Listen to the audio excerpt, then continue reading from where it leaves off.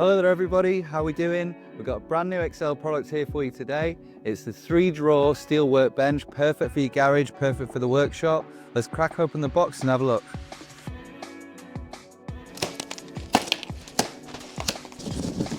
Ta-da! Ta-da!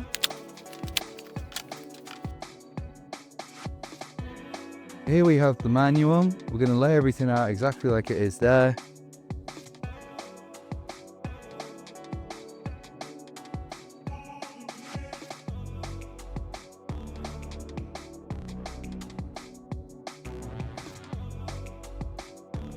Step 1, we're going to get your bottom tray there, attach B and C. And the best way to show which side is which is B is on this side of it. You can see the cutout, and the C goes on this side. Once you've got somebody to help you get these legs on, make your life a little bit easier. What you can do is just flip it up, and then it's a bit easy for your next pieces. The best way to tell which way is up is this is your down bit with the flat piece. So that's going to sit on the floor, and then each strut is made for each corner, so you'll know if it's not the right way around. So we're going to put part B onto part A. This is right because you've got the cutaway there. You just make sure that the holes are aligning, and then we just screw it all in.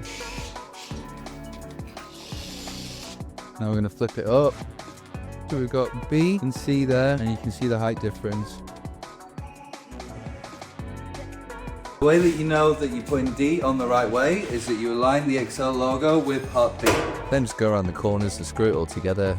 Next up, we're putting part E, the drawers.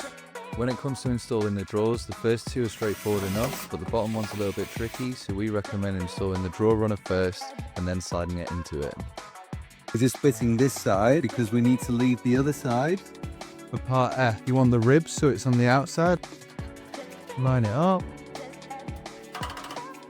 Now we're on step 6. We're going to fit piece I. Next, we're on step 7. We're going to get P, line it like this. We're going to get piece J, just lay it there for now. K, which is on the right side, and then O in the middle, and then piece N is going to go on top. Make your life easier, just turn this on its side. Next bit, we're going to get part N, get this edge, and that's just going to sit flush on top.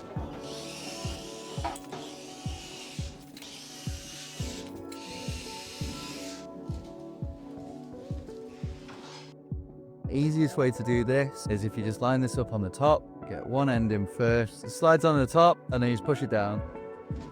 Like that. And now we're just screwing the top. Nice easy step. I'm just doing a little tidy up here. Got some naked screws showing there. We're just covering all of the screws. Now we're on step 10. You got Q for the left, R for the right. Really nice little function on this. Just hold it together with your fingers like that. Put it into place. Fits in nice and easy. And there we go. So we're just going to put on our S-hooks. Great for hanging things off the side of the unit. You've got these both left and right. Super handy.